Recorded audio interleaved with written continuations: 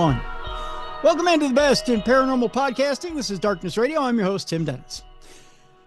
Boy, have I got a good show for you today, folks. You know, a lot of times I hear from you guys since we've reformatted the show about three years ago now.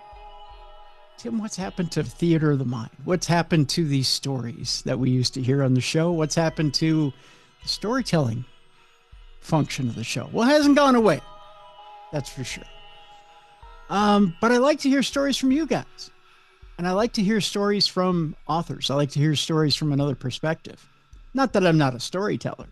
In fact, I can spin a good yarn. But I like to hear it from other people. I have a talented author with me today who got a hold of me by email, said, I have a brand new book out there. And boy, does he ever. And I got the chance to peruse quite a bit of that book. His latest book is called Bedtime Stories for the Monster in Your Closet. And it reminds me a lot of Rod Serling's stories. There's a lot of irony in them. There's a lot of suspense in them. And boy, are they scary.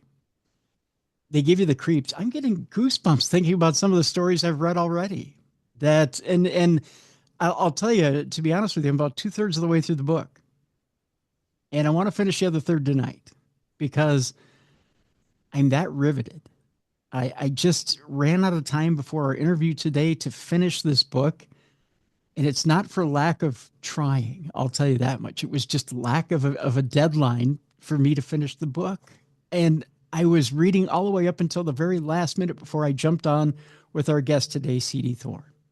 Let me tell you a little bit about him, and I'll bring him in. C.D. Thorne is a former law enforcement officer and an award-winning police academy trainer turned horror author. He's based in West Virginia. C.D.'s writing is deeply influenced by the region's rich folklore and an Appalachian Gothic aesthetic.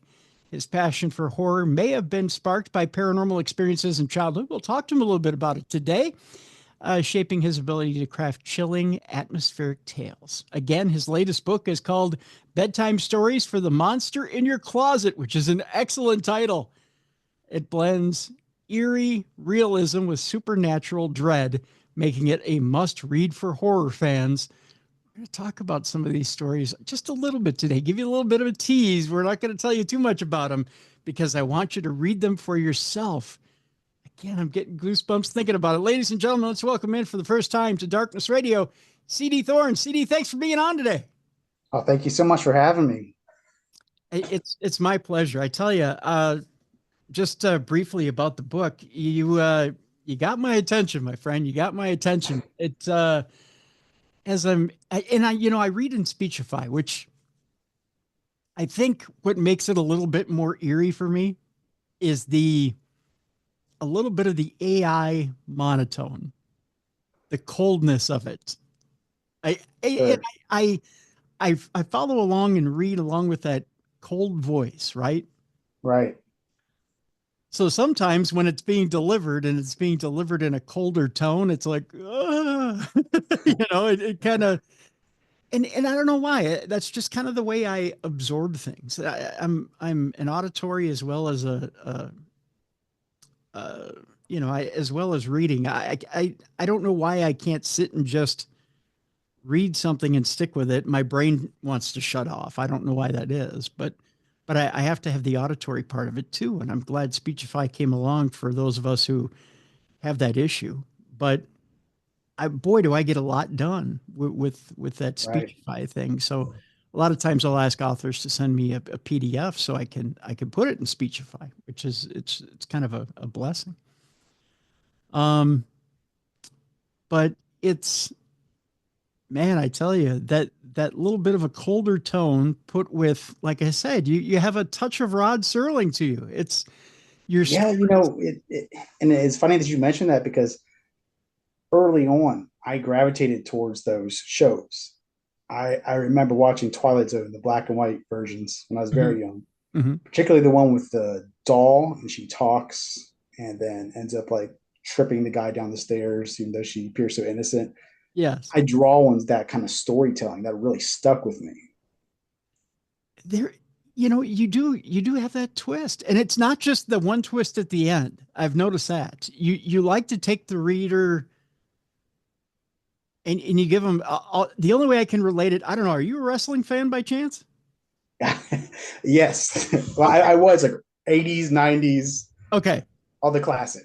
Okay. So you are you familiar with the term false finishes?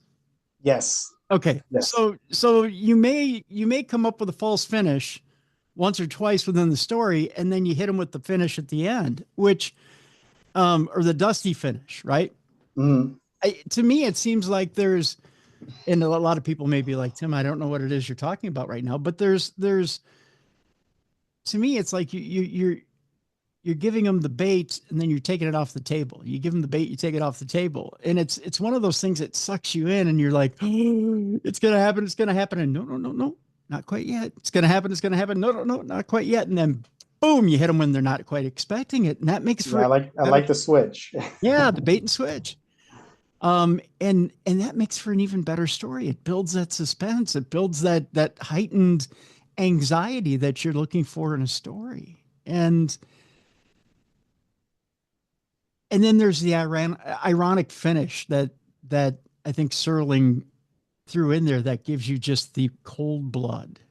Mhm. And you're very good at that.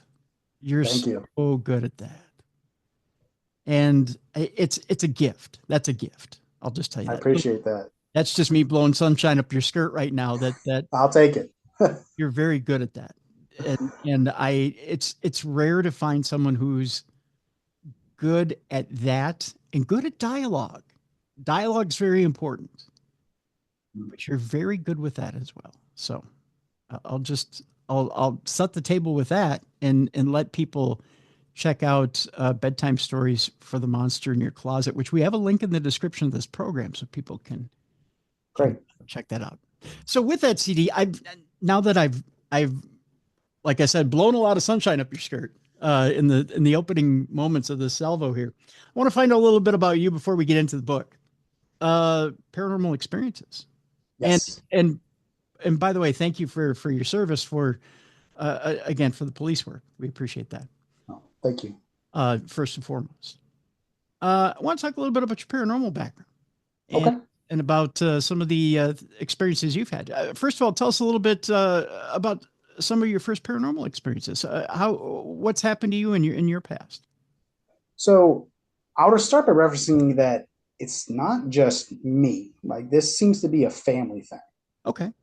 And I talk about this, and I have a series of TikTok videos where I talk about these things. Hmm. But the earliest for me, and of course, this was when I was a baby, so it was coming from my mother's perspective. I would cry at night, like I would just start screaming, not like hungry or upset or anything, like pain cry. And she would go into my room and check on me. When she pulled up my shirt, there were scratches just all the way down my back in areas that I couldn't reach, the long from the neck all the way down to the bottom of my spine. Oh my God.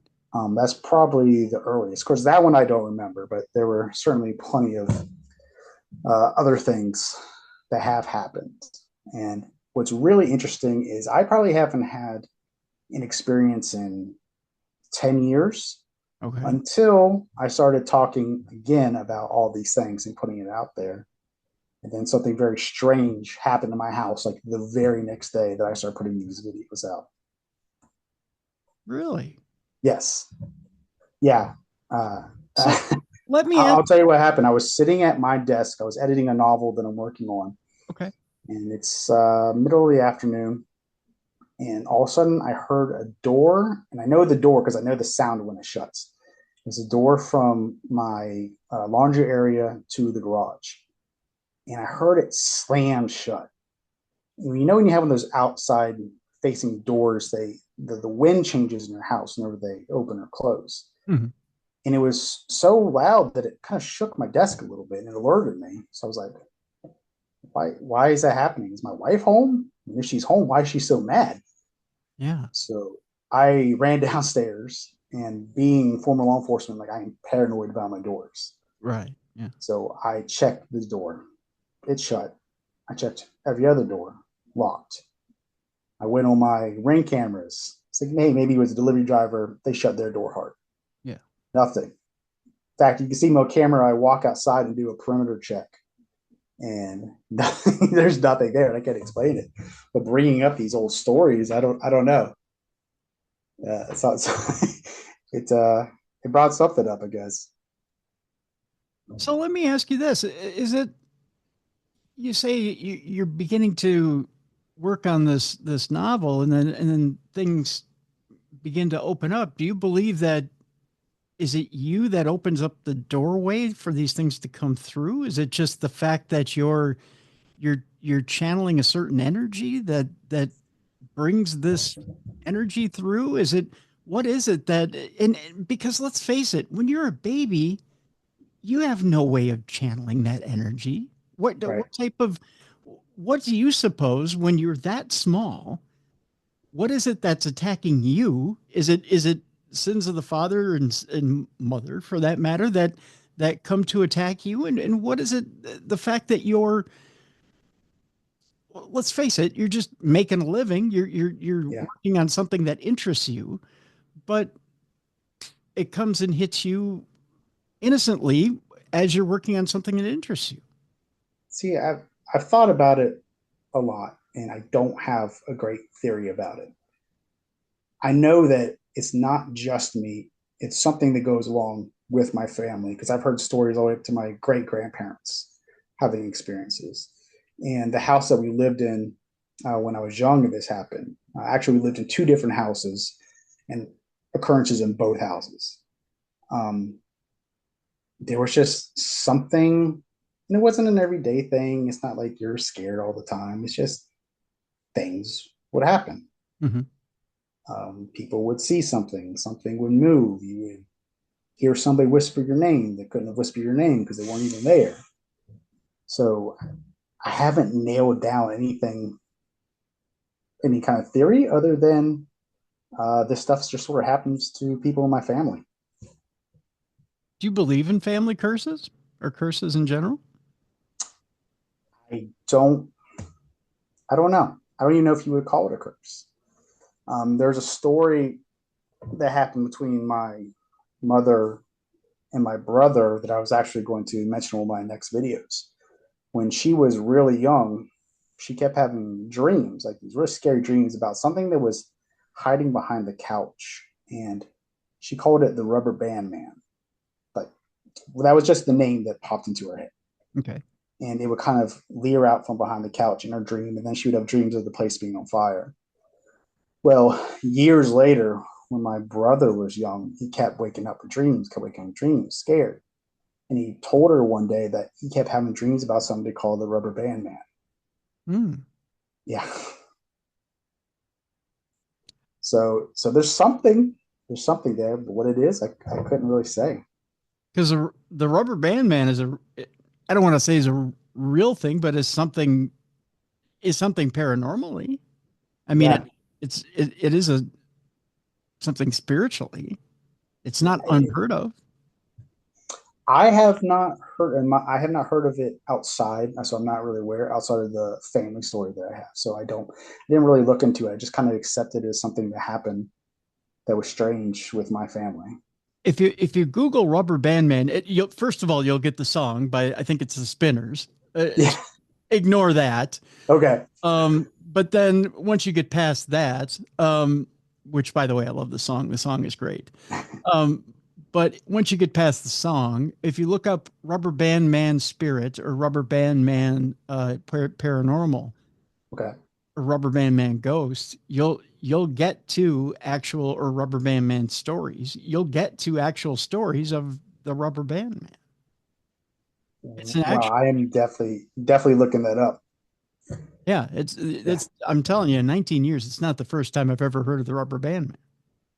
Oh, that's great. This is the first time I'm hearing about that. This is right now. That's blowing my mind a little bit. Yeah, it's not a new thing. So that's Wow. I'm not surprised that your mother mentioned it or your brother mentioned it. Yeah. It's so that's why when I ask, do you believe that do you believe in family curses or do you believe in something haunting your family? Mhm. Do you believe that there's something haunting your family? Um, I don't know, honestly, because I feel like those experiences have varied so much that you couldn't nail it down to one thing, one Mhm. source. Maybe we're open a little bit, perceptive to that kind of stuff. I know I definitely was when I was younger. Mhm. I felt much more stronger, like going into houses, old houses, things like that. But to be honest, I think there's some part of me that has kind of shut some of that out. Like that there was something that really bothered me, and I put this wall up, and I wasn't allowing whatever it was I was sensing to come through. Okay. So that for a long time is why I don't think I experienced anything. And I think maybe we're just some of those people are more open to perceiving whatever it is out there. That happened, and maybe I'm grasping at straws here, but did that happen as a result of the police work? Was that you getting out into the field, out on the streets? Was that a matter of, you know what, I have to deal with real life, so I need to shut myself off a little bit from what I'm dealing with the general public? And then as you get away from the police work and you're more solitary, you're able to be more yourself, you open up a little bit more then? I would say it was probably, I don't know if it was necessarily because of the police work. Now, when you are dealing with the public in these stressful situations, you shut a part of yourself down. I mean, that's a survival thing. So certain things don't bother you. I would say I started shutting it out probably in my late teens and early 20s. Okay. And I can't name down a specific moment, but I just kind of put that wall up there. Okay. That's for someone who's got a bit of a gift, that's not unusual. I mean, that's that age where you like to call it the age of skepticism, right? Where Mm-hmm. you're coming out of being more of a believer. The real world is starting to hit you a little bit, right? Sure. And you're taking a few bumps and bruises from the world. You've decided that the world isn't exactly all roses and a party, and you're taking a few lumps, and you just have decided that you're going to shut down a little bit and try to deal with what it is you're being thrown, right? Um, Right. and you just are taking life as it comes. Yeah. Um, and I think we all kind of go through that. And I think it's not until a little bit later in life, and unless you manage to somehow keep yourself open, that you manage to open back up again, or you manage to, unless you've seen some stuff, Right. that you manage to keep yourself. And if you haven't kept yourself open, that you manage to open back up again, and you say, you know what, I've seen some things in my day, Mm-hmm. and maybe I shouldn't be as shut down as I am, because I have seen some things in my day, and since I've seen some things in my day, maybe I shouldn't be as skeptical as I have been. Maybe because I have seen these things, that things do happen in this world. Yeah. Yeah. I think I gravitate towards, even with all my experiences and to myself and my family, because of my law enforcement background, like I gravitate towards skepticism. It's not saying I don't believe things have happened to others who report certain stories. I just like to look at it through more investigative lens, Mm-hmm. right? A lot of things can be explained away, and some things just you can't. You know? Did you ever have anything happen on the, a lot of different policemen have interesting stories that happened out in the field uh, that were kind of a little bit on the supernatural side. Do you ever have anything happen out in the field that was interesting? I did not have anything supernatural happen. I've had a lot of crazy things happen. Yeah. Um, I was a police academy trainer for 4 years, which was an awesome job. Um, Nothing paranormal, but the some of the wildest things in my career happened during my time as an academy instructor. But there's always rumors of things happening, like inside the jail, like blankets moving and stuff like that. I never actually witnessed that, but people would talk about it. Like that story was out there. Yeah. I never personally witnessed there, but I tell you, if there's any place that's haunted, it's probably a jail. Why do you think? Why do you think jails are one of those places that tend to be haunted? It is. You hear people talk about like energy, you know. People talk about hauntings, and sometimes they talk about leftover energy. If there was any place that has a lot of negative energy, Mhm. it is a jail or a correctional facility. I'm actually located not too far from the Trans Allegheny Lunatic Asylum. That's where I live now. Oh yeah, yeah. And I visited that before I went into police work. And I will tell you that for me, the scariest part, none of the rest of the building bothered me, but the scariest part for me walking into was they have a violent men's wing for their most, where they put the most violent male offenders. And I didn't recognize it at the time. And it wasn't until I got in law enforcement that I realized what I was feeling. It was the sensation of somebody looking you up and down and judging whether they can take you or not. And reflecting on that, that's 100% what I felt when I was in there.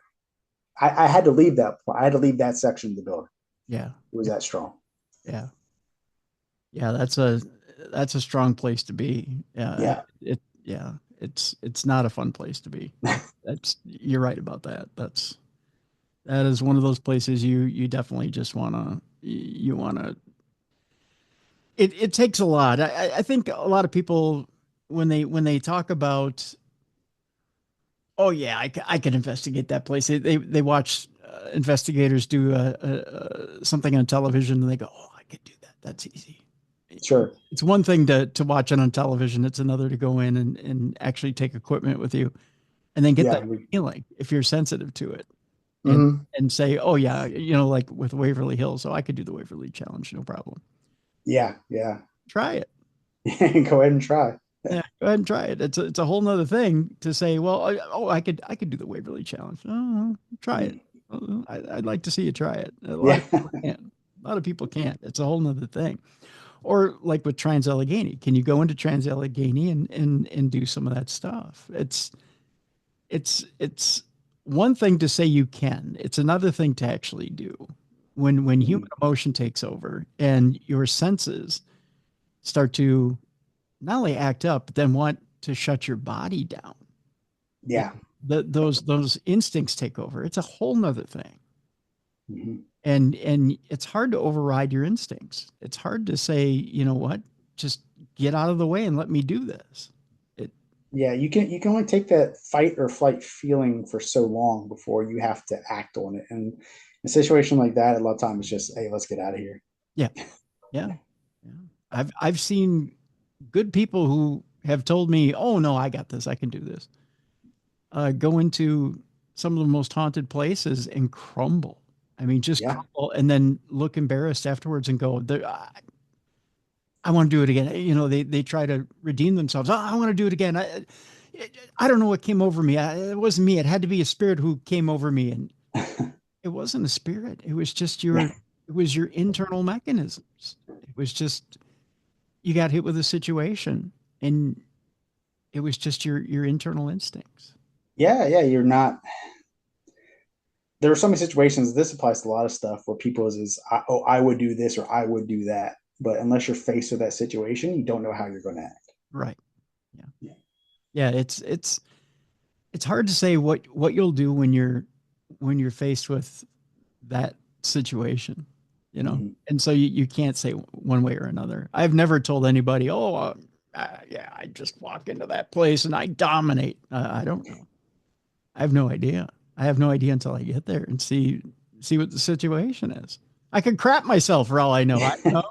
I'm an old I, man. yeah, I think with anything now, and I think this a lot that I'm older is you got to be humble about things. Yes. Yeah. If you're not humble, somebody will humble you along the way. That's right. Some That's of us need it.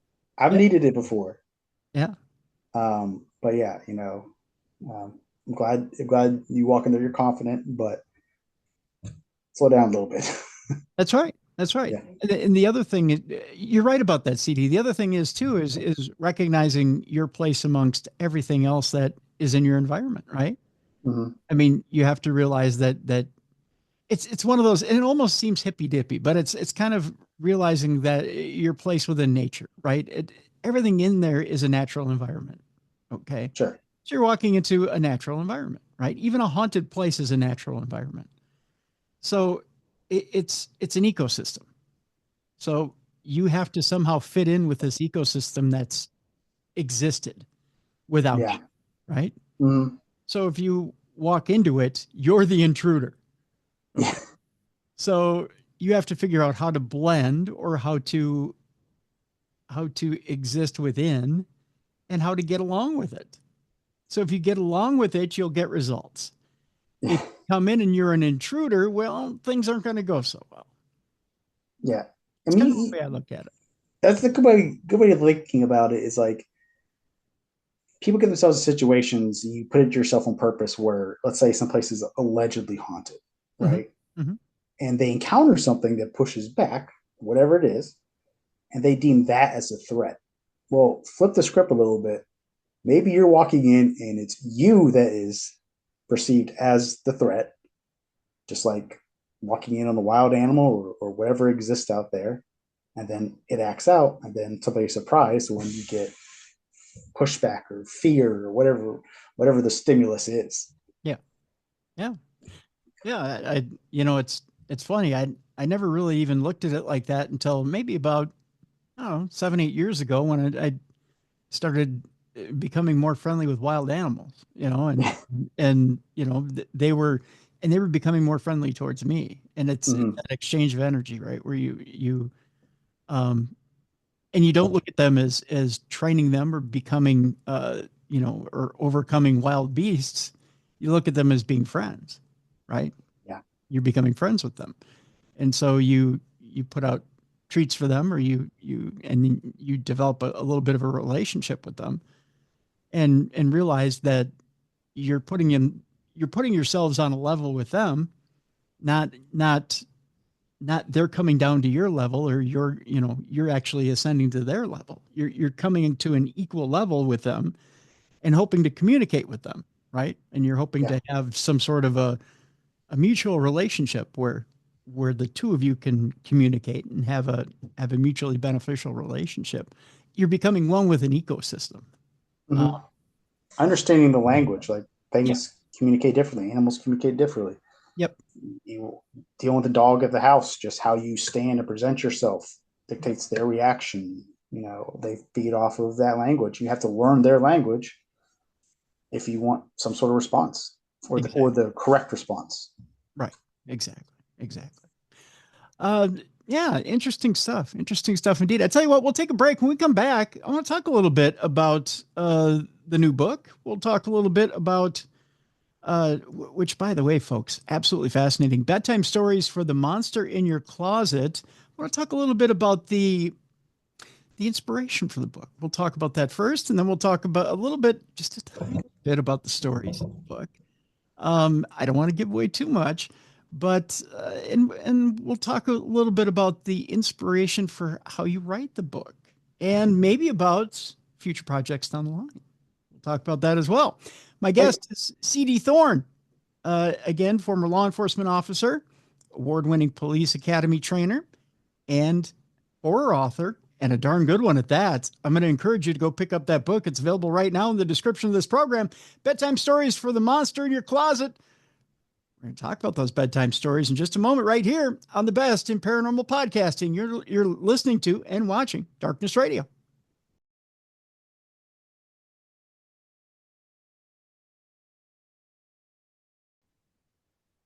Welcome back to the best in paranormal podcasting. This is Darkness Radio. I'm your host, Tim Dennis. My guest is C.D. Thorne. The name of the book, Bedtime Stories for the Monster in Your Closet. It's a darn good one at that. We have a link in the description of this program. All right, CD. Before the break, we were talking a little bit, or teasing a little bit, about getting into this book and talking a little bit about this book. Now, we had mentioned a little bit in the beginning of the program that I had said that your writing reminds me, especially the ending of the stories, remind me a little bit about like how Rod Serling writes, the irony in the stories. Um, but take me through a little bit of your writing process before we get into the stories here. And a little bit about your inspirations. I know you said Rod Serling was one of them, but when you first started writing and when you first started getting the itch to write, what were some of the things that you give me some ideas of some movies you watched other than Twilight Zone, or some of the things that really kind of tickled your fancy as far as not only just writing or reading or movies, or what were the things that really inspired you when you went to do some stuff like this? Well, I think with you'll probably find this in most horror authors. You're going to have Stephen King, obviously.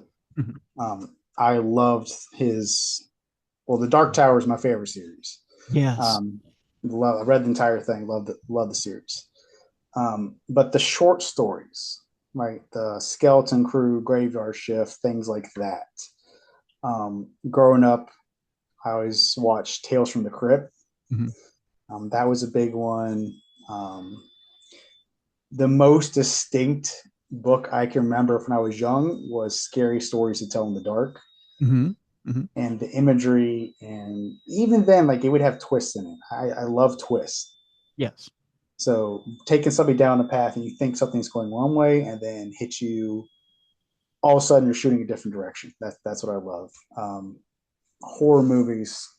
Um, I love horror movies with a mystery behind them. Mhm. Um, I think one of the best ones I've seen in the past few years, one of my favorites was Hereditary. That had an awesome twist to it. Um, Things like that. Like I've always just gravitated things that are just a little bit darker, even when I was young. You know, the things I chose to read were the scary stories.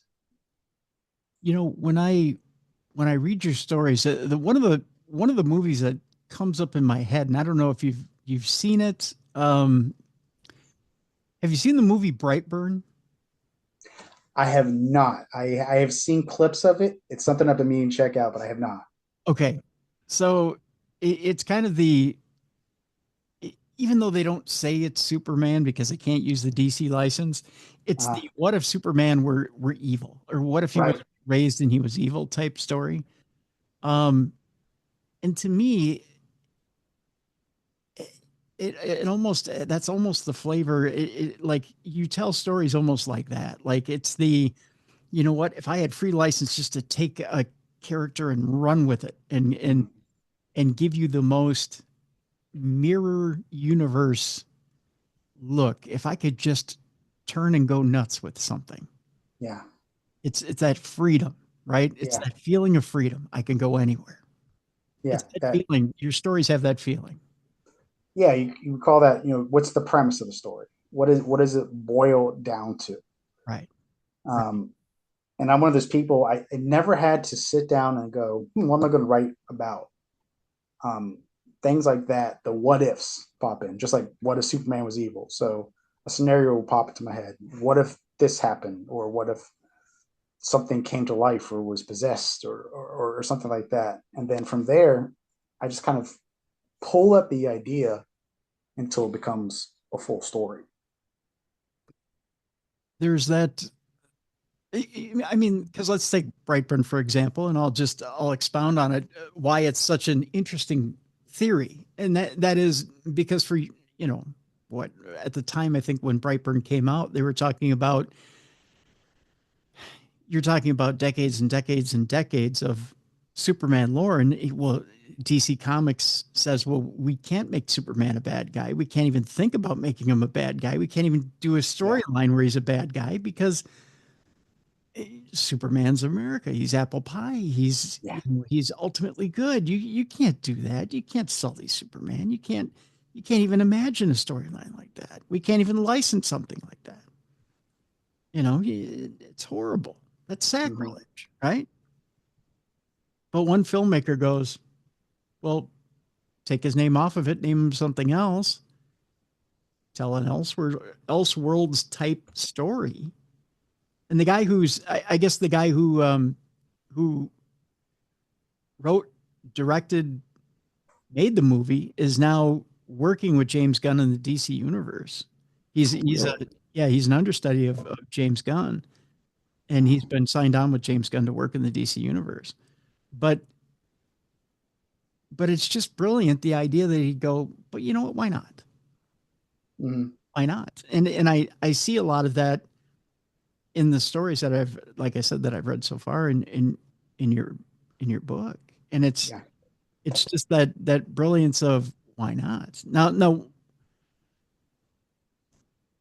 you've done something interesting in one of the stories. It takes a little known character that actually I think most people probably have heard of in one way or another.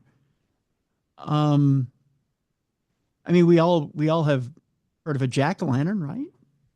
Mhm. I mean, that's the idea. We've all heard of a jack-o'-lantern, and it was I think it was one of our Halloween specials not too long ago. It was either last year or the year before. We'd been talking about this character, and I'm trying to remember who we had on the show that we had talked about the character. And go ahead, you can name the character. Oh, Stingy Jack. Stingy Jack, right? Mhm. And tell people a little bit about Stingy Jack and the background of Stingy Jack and what exactly Stingy Jack is. So, Stingy Jack, from what I have researched, and I'm a huge history fan as well. Um, it's kind of the origin story of the jack o' lantern, and there's that line it boils down to says that um, the devil wouldn't take him and hell didn't want him, Mm-hmm. and he was just this conniving individual who tricked the devil basically into buying him a drink Mm-hmm. and then kept the devil in his pocket um, because he didn't have any money. So the devil turns himself into a coin and he puts the devil in his pocket next to a crucifix. So the devil came transfer back and he carried him around for a year and he made him promise that, all right, I'm going to take you out of my pocket, but you can't do anything to me.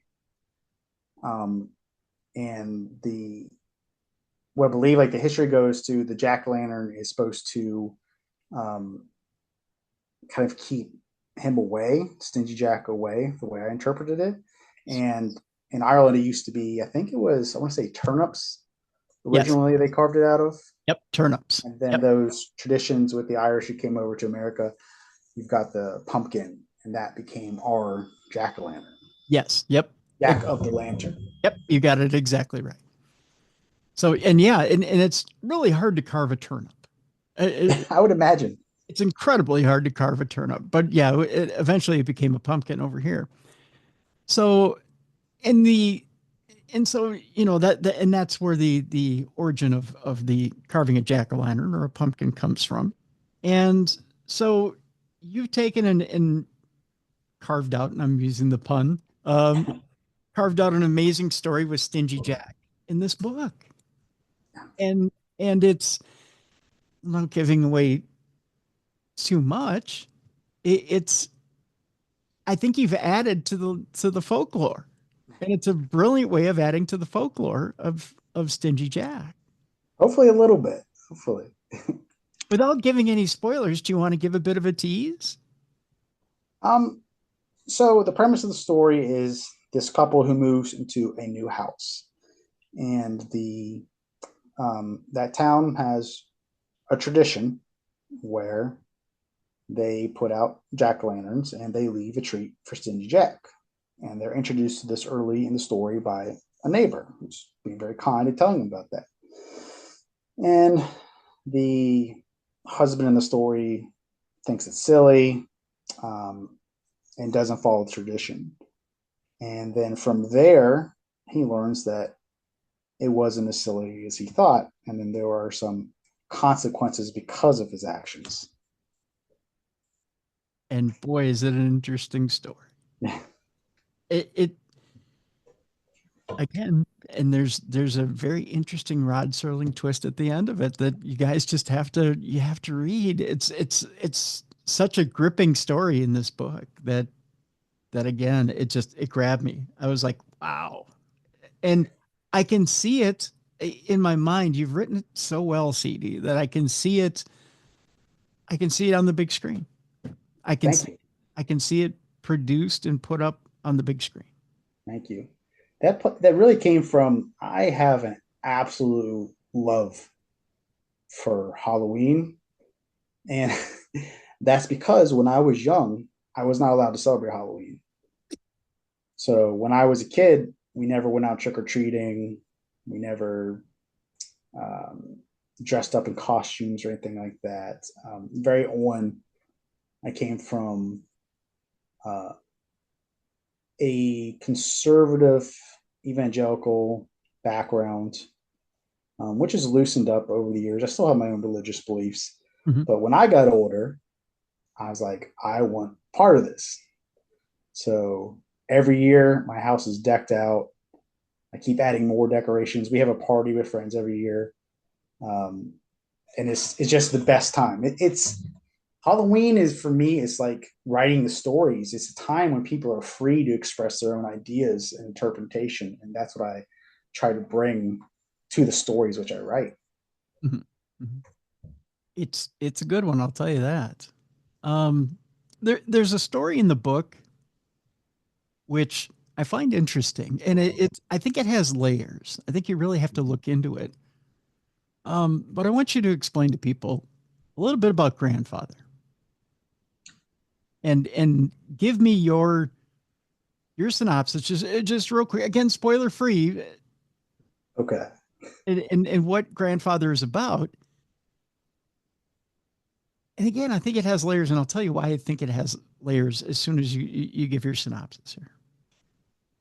It has that element that you were just talking about with Brightburn. It's the what ifs, and you on the surface you think you're presented with one scenario, but at the end you find out it's completely different. It follows a family of four, and the kids have to help take care of an elderly man that they just call grandfather, who is in the attic. And during the story, the boy is terrified. He has to go up to, it's his turn. So he's got to take care of grandfather's wounds and feed him and make sure everything is good. And when he gets up there, you find out that grandfather is chained in the attic.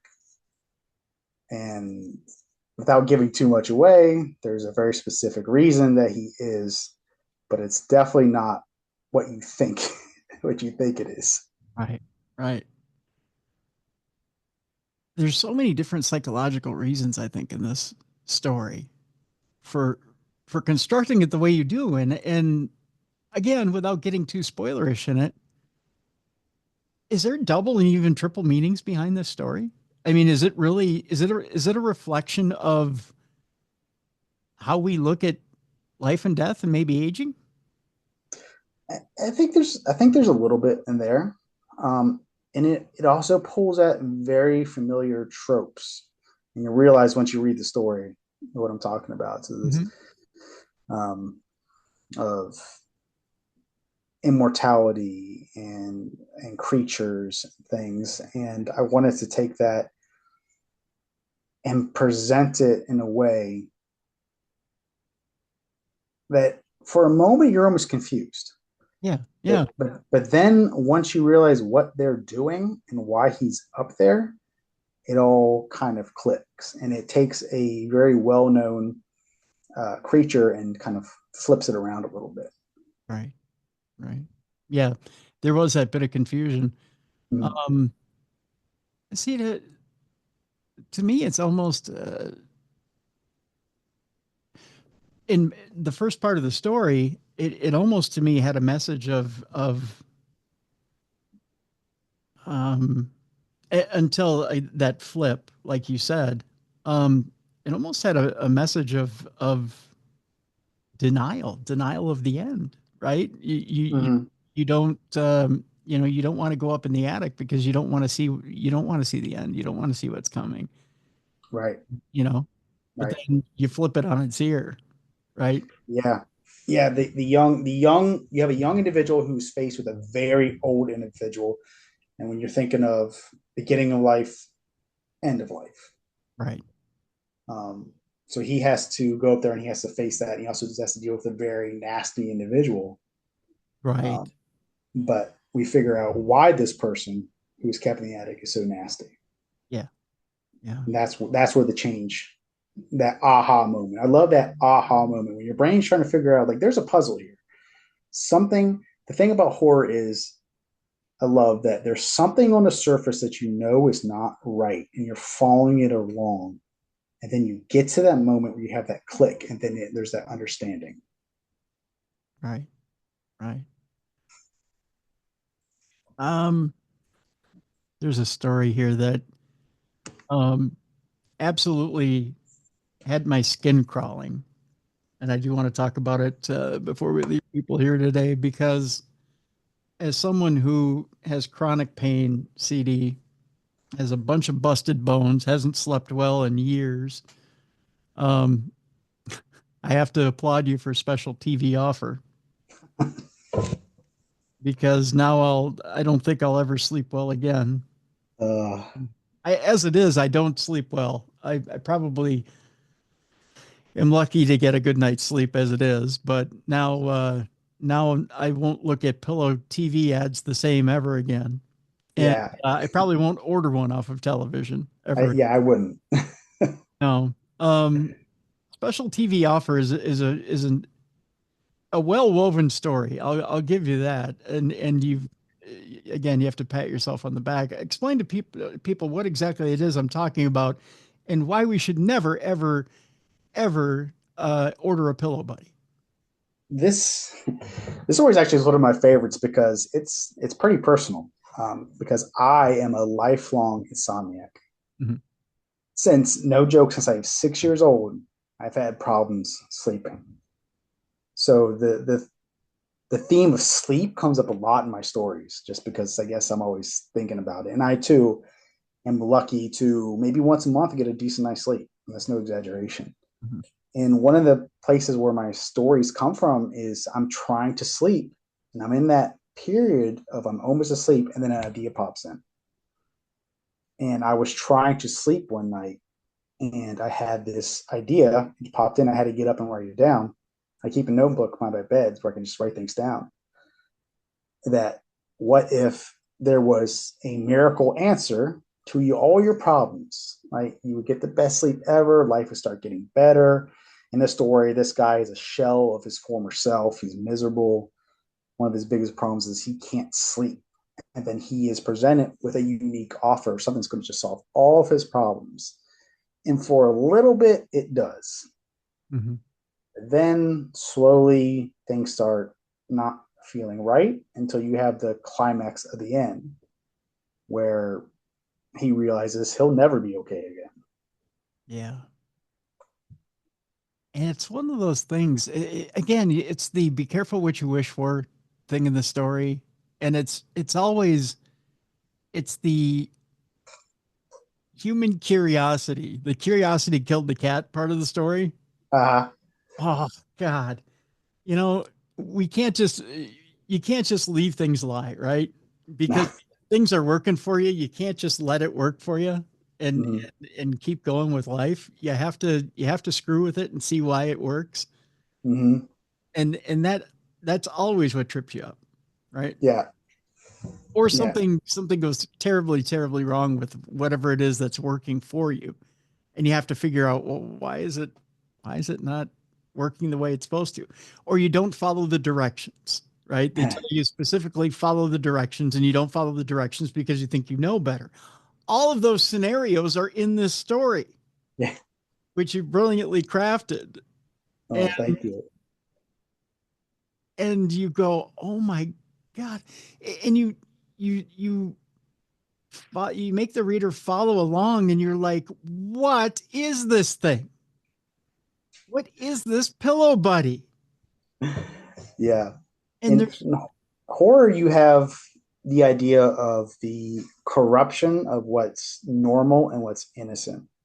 You take something mundane and you turn it into something that is unnatural. Mhm. And I think that's where I was trying to go with this, is that corruption. And the end of this story is very much Rod Serling. And at the end of it, you will find yourself going, what in the actual bleep? You can't help but say that. Yeah. It, it, Yeah. it's And I always have like, my wife is an avid reader, and I trust her more than anybody to read my stuff. And I'll watch her read something, but I'm kind of like doing the thing. I'm looking over to see if she gets to the point where I think is a surprise. Mhm. And sometimes she'll just make a noise like, what? Oh, there it is.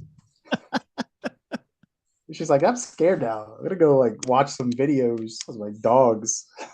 I was I was riveted. I sat and I was as I was reading this on Speechify, I made coffee and I was trying to drink coffee and I'm like, I can't finish my coffee. I have to figure out how this ends. I put my coffee aside. My coffee got cold. I thought, well, am I gonna eat some breakfast? No, I can't eat during this because I don't know how this is gonna go. I don't know if I'm gonna get sick. I just I gotta tell you, CD, the and there was a point in this story where I almost did get a little sick. Oh, It was it was it was an interesting story. Um, I gotta tell you, there's uh there's an interesting brain turn in there in your head. there's something going on. I it's But I don't know. I think anybody who writes maybe just maybe the brain does work a little bit different. it's good though. It's very good. I gotta tell you, I'm encouraging people to pick up your book. It's again, there's so few original stories out there. There really are. And this book, Bedtime Stories for the Monster in Your Closet, is such a good original book that I encourage people to go get it. If you want stories, honestly, if you want stories to read that you're going to go, oh my God, okay. First of all, don't read it before you go to bed. Don't do that. Don't do it. Read it a few hours before you go to bed. Um, but even though it says bedtime stories, don't read it before you go to bed. But if you just want stories that, again, have that little touch, I know I keep going back to Rod Serling. I don't mean to compare you to Rod Serling, but That's a compliment. It has that Serling irony that you just go, whoa, that creep factor. And it, but it grabs you. These stories are very memorable. They grab you. Well, the irony, and I'm just really from this conversation thinking about this. The irony even begins with the title, Yeah. bedtime stories, right? What is that? That is a pleasant time. That is a relaxing time. That is soothing, but it's not for children. The idea is it's for this creature, this monster, and maybe by reading them, you're keeping this thing at bay Right. because that's what it feeds off of is fear. Yep. And I guess the last story I want to talk about briefly, and it is a brief story, um, is about an older couple. It's called Till Death Do Them Part. And it starts out very charming, very warm, but it's kind of one of those what the stories that and and it's brief and sweet just like they are. Mm, Do you care to tell a little bit about it so I keep it spoiler free? I'm trying to keep them as spoiler free as possible, but I can't describe it much like you can. sure, sure. Yeah, it's hard for me to wrap it up and not give it too much information. But this one, I will say it ends tragically for the people who are involved in it. But in the way, if you read it, it's kind of a sweet. It's almost like a love. It really is. There's a love story there. Yeah. At the core, it's a love story Hmm. um, about an older couple who are facing their mortality. They're getting older. The wife is just can't do the thing she loves anymore, and the husband decides that the best thing to do is to to put her out of her misery. Yeah. But it for me, I've crafted it, I think, in such a way that he doesn't seem like a terrible person. He's almost loving the way he the way he goes about doing it. And of course, with my stories, it never ends the way you think it's going to end. Right. And if you I don't know if you noticed there's a song that I reference in there about it's called "Who Knows Where the Time Goes," Yes. Yeah. and I was actually listening to that as I was writing it, and those themes of time and love and things are temporary kind of play out through that whole thing. So you have a man who has decided that he should end his wife's life because he loves her. That's his justification. Mhm. And then from there, it quickly turns into something else, which you see Yep. is a theme throughout my work. Yes. Yeah. And it goes horribly quickly. Yeah. Yeah. Yeah. That's, and we can't give away anything else because you blow the whole story. So, Yeah. yeah, boy, and it's shocking. Again, it's shocking because you go, what am I actually, you actually have to snap yourself out of it because you go, wait a minute. How did that just happen? And you start to go through scenarios in your head. Well, how did that just happen? Because wait a minute, didn't he just do that? Right. Mm-hmm. Mm-hmm. Um, and you start to go through scenarios. Um, and again, I credit you for the ingenuity Thank because you. you say to yourself, "Oh, how did that happen?" Um, and there are things in this book that you you say to yourself, you just thought it wasn't possible, but it did happen. Mm-hmm. And there are twists and turns here that are so good. They're just so good. And Yeah. I'm just so glad that I have the time to dig into this book. It's rare that I get a chance to dig into a book and thoroughly just enjoy and and get to relish and marvel in a book that again that tells these type of stories Yeah. and it really does energize and invigorate you. You know that you get these type of stories. So again, CD, I tip my cap to you. It's really a great book. Again, the name of the book, folks, and we have a link in the description of this program so you can pick it up. Bedtime Stories for the Monster in Your Closet. This is the type of book you're looking for, um, not only for yourself but for gifts for others. Uh, honestly, CD, I hope to see you out on the paranormal circuit. Some of the conventions, uh, Yeah. tables, selling the book. Right. Yeah. You know, Um, yeah, the book has just come out. It is in the paperback format. It's going to be moved into also ebook. That's my next step. So people who enjoy that, they can access it that way.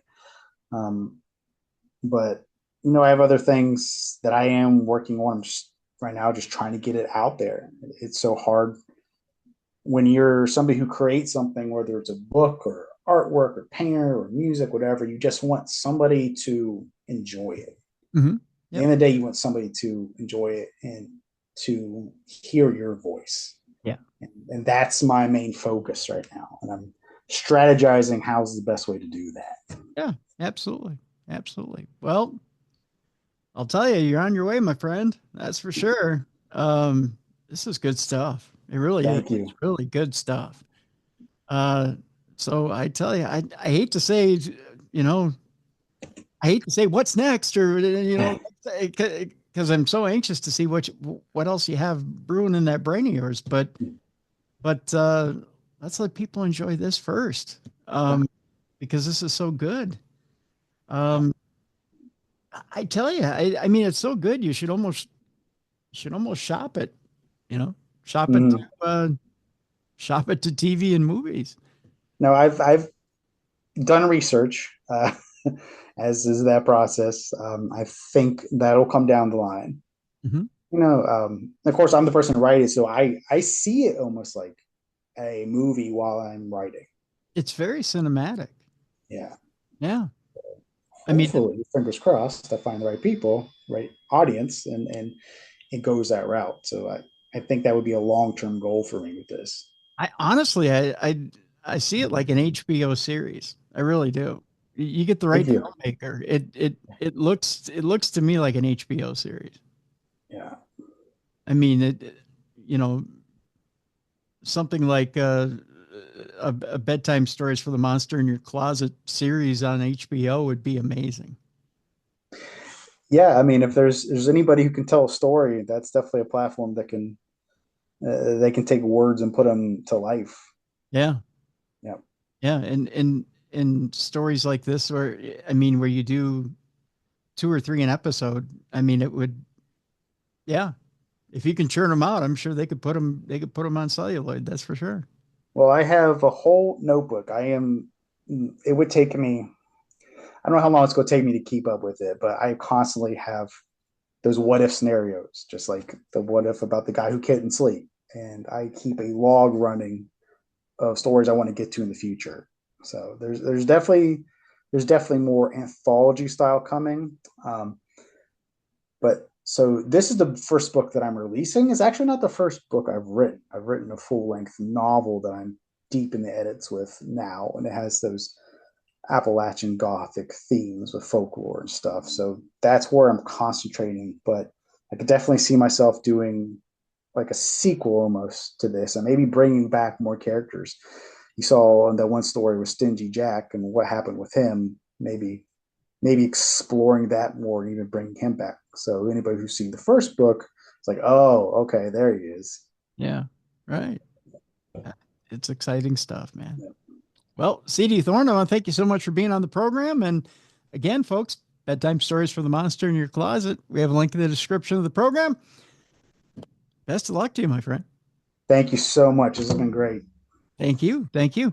Folks, we're getting to the end of the week. I want to remind you a couple of different things. One, the Apple app is available for you. If you haven't downloaded it already, go ahead and get it for your Apple device. If you have it and you haven't updated it, update it right now for iOS 18. It's out there. 2, visit the Darkness Radio store, darknessradioshow.com, to support the show. 3, if you want to be an executive producer on the show, you can do so by emailing me, tim@darknessradio.com. We want to thank the executive producer of today's show, who is Troy Palmer. Troy, thank you for everything you do. And let me think, 4, is there a 4th? Oh yeah, we've got some great shows coming up in the month of April. Stay tuned for those. So we've got another week of great shows coming up next week. Thank you guys for everything you do, for listening to this program and continuing to support the program. We appreciate you for everything you do. We want to remind you to go out this weekend and do something special for others in your community. Go out and help somebody who's in need this weekend. Go out and be a light in someone's darkness. For Mally Fox, for Jessica Freeberg, for Beer City Bruiser, I'm Tim Dennis. Thank you so much for being you and for supporting this program.